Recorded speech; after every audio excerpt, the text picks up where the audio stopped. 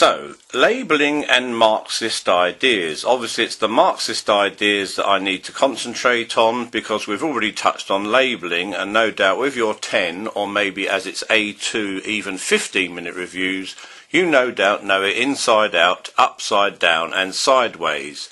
Although it's part of the urban section of the menu, I will just refer to Gill and Luke Street in Liverpool, as it leads nicely into the labelling section, which is number 5 on the menu.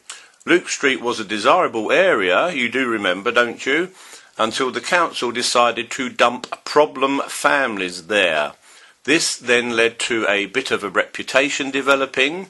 We started to see headlines such as local youths run riots, etc. And the police and the public started to label the area as a problem area where crime might take place. However, this also became a self-fulfilling prophecy, because the men in the area, and the textbook section I gave you does say men, not just boys or youths, the men in the area felt they had to live up to this label, as in looking the toughest in Liverpool, and so did actually engage in more crime than might previously have been the case. Therefore, a label becomes a self-fulfilling prophecy, and if the police target the area more than others, this will naturally lead to more crime, and the police might provoke incidents, and therefore the expression was used, deviance amplification. So Luke Street has gone from a desirable area into one in which crime is thought to take place, does take place, and where the police search for it first. So it's the labelling of an area which leads nicely into labelling, as in section 5 on the menu.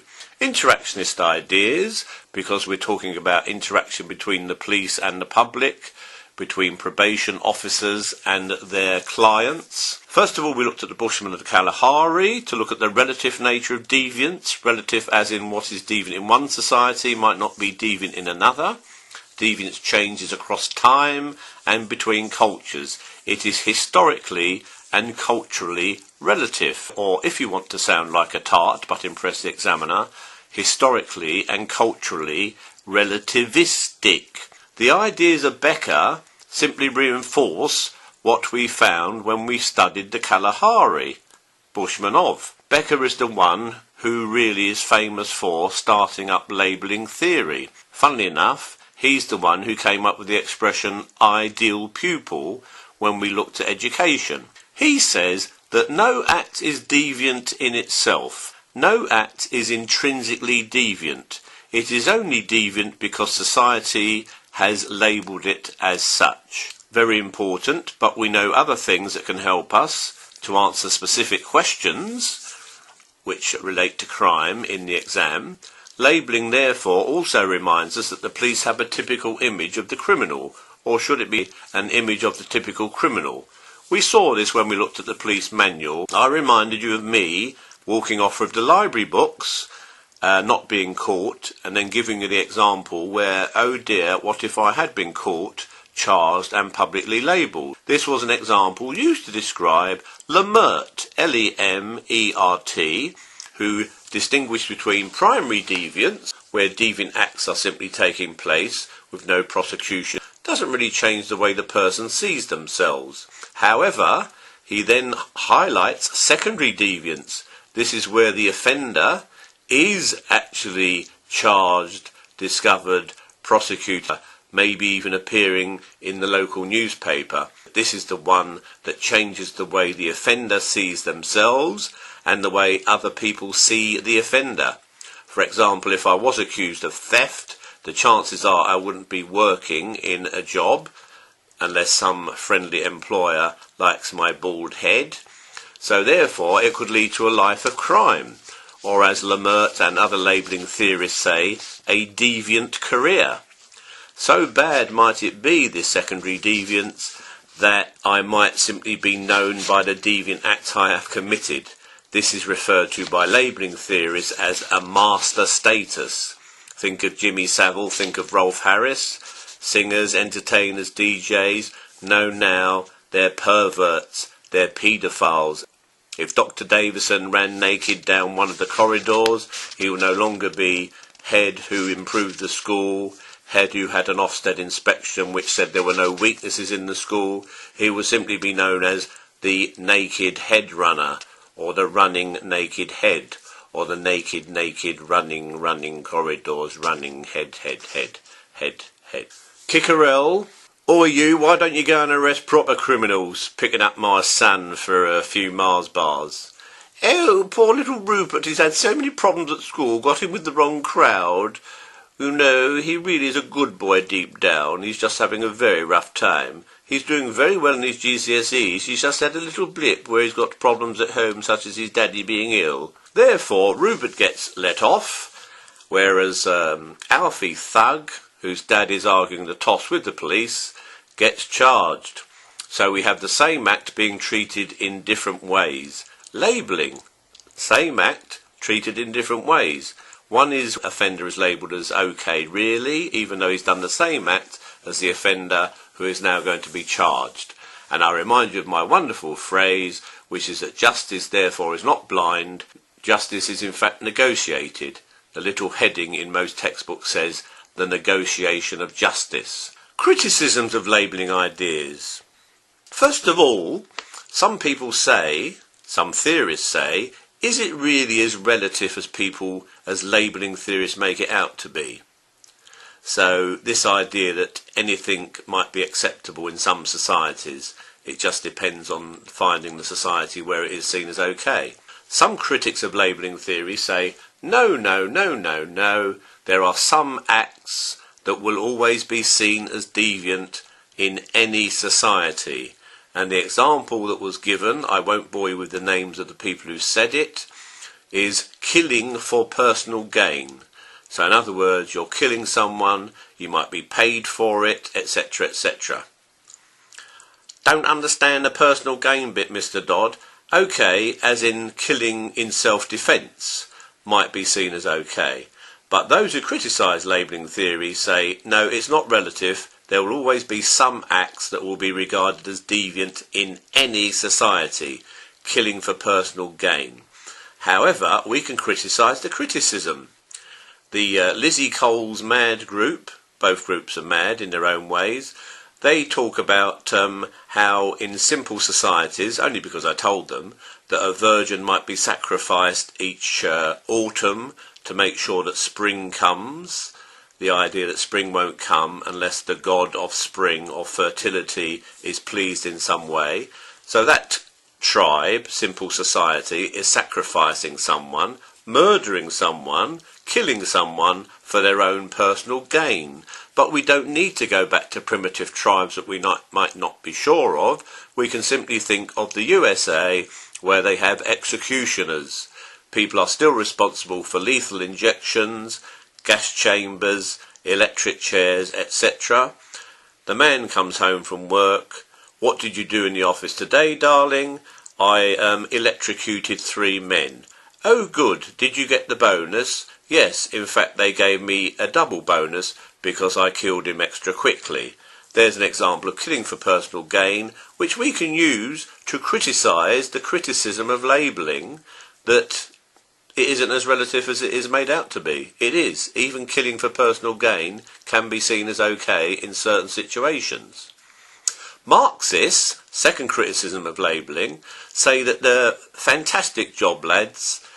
We're on your side, you're on the side of the underdog, we're on the side of the underdog, but you don't really explain why some people have the power to label. Do you want to hear that one again? Why some people have the power to label. So in other words, we see headlines such as thuggish parents ransack supermarket. We never see headlines such as brave parents risk imprisonment to feed their starving children. So the last example, which you never see, would be what Marxists might say. Don't write it in the exam, it's me talking as a Marxist in inverted commas for your sake. The fact that we only ever see headlines such as parents run riot ransacking the supermarket for food shows that labelling theorists know exactly that labelling takes place, as in parents run riot, ransacking, etc., but they don't say why some people have the power to label. And that's where Marxists come in and do the labelling theorists a little favour and say you need to understand capitalist society, folks, as in the ruling class control the media, the ruling class have the police working for them more than anyone else, etc. So, very good labelling, great idea, but just explain why some people have the power to label. So they don't explain why some people have the power to label. Capitalist society, ruling class minority, working class, yes you, unless you're on big money, working class majority. Marxist ideas, as I've just indicated from the criticism, they say that laws are made in the interest of the ruling class, and the ruling class control the law. This seems a bit strange. What about things like hygiene laws? So there's the wonderful study of Kolko, K-O-L-K-O, who seems a bit of an anorak in that he studied meat hygiene laws. Sounds very boring. However, listen to the details. He noticed in his research, looking back over the history of meat hygiene laws in the USA, that the big meat companies were starting to lose money and profits to the smaller meat companies. Oh dear, that's not very good for the ruling class, is it? So what can we do? I know, let's introduce a law that makes meat hygiene so expensive, refrigeration, special packaging, etc., etc., that the big meat companies with their extra bit of dosh can afford it, and the smaller meat companies can't afford it, therefore they go out of business. So there's a nice example of a law which seems to be in the interest of everyone: meat hygiene, clean, germ-free meat, but in fact when you look at the fine detail, it's only been introduced because the big meat companies wanted to knock out the competition of the smaller companies. There's an even more direct example of ruling class control of the law. Little drugs, forget the little, big drugs companies were not only making drugs, but Graham, notice the last two letters there, Graham, A-M, he found, looking back at newspaper articles, etc., politicians' discussions in the Senate and the House of Representatives, blah-de-blah-de-blah, that some drugs companies were making extra money by passing amphetamines, speed, out through the back door, in inverted commas, giving it to street dealers, thereby making extra money. But the law was, as amphetamines are so addictive, and probably you cannot get them anymore unless you're a loser in some Nando's club, they found that amphetamines, did the politicians, were being passed out the back door. The drugs companies were making more money illegally by overproducing and passing them on to street dealers. The politicians threatened them, saying, you must stop doing this. However, when it came to the crunch, the drugs companies won. In other words, the drugs companies continued to do their little crafty deals. Why? Well, we can only wonder, unless one of you reads Graham's books, but we can imagine the drugs companies saying, well, you know, if you stop letting us do this, we're going to make people unemployed. Therefore, your reputation for employment rates will go down. And for all we know, don't write it in the exam, the employment rate seems reasonable. The chances are there might have been a few backhanders, because even you must realise now from reading your daily Hello OK magazine that politicians are not exactly pure. They're a little bit corrupt, and certainly if they're on the make for a bit of dosh. So two nice examples of how the ruling class control the law according to Marxists. There's a lovely expression now from a man called Chambliss, C-H-A-M-B-L-I-S-S. Name not vital, as the idea is so beautiful. American, he calls it non-decision making. In other words, I think he calls it non-decision making because some things are clearly illegal, or they should be, but no decision is ever made to make them illegal. So in other words, we can look round at society, have a think for yourself, And you might say to yourself, even if you don't use this language, that's criminal, that is, it shouldn't be allowed. So, for example, a few years back, even though it doesn't seem very expensive now, discuss, John Terry spent £100,000 on his wedding cake. So some people might say, that's criminal, that is, there should be a law against that. What about all those poor little kids? You know, 1 in 5 kids dying of diarrhoea before their 5th birthday, when a 6-pence sachet would save them. Think of all the 6-pence sachets John Terry could have bought if he only spent £10,000 on his wedding cake. And there are other things in society where we might say there should be a law against that. That's well out of order, as in Wayne Rooney's wages, for example. Even though he's not a member of the ruling class, but he's a famous example of how some people have more than others. And the $250,000 a week, done with the present year 12s, we worked out that $250,000 a week, if you work out what he earns in a year, and then compare that with what the average person earns per year, $25,000, then it would take an average person 520 years to earn what Wayne Rooney earns in 1 year. And please remember, he's not a member of the ruling class, he's just a Liverpool boy done well.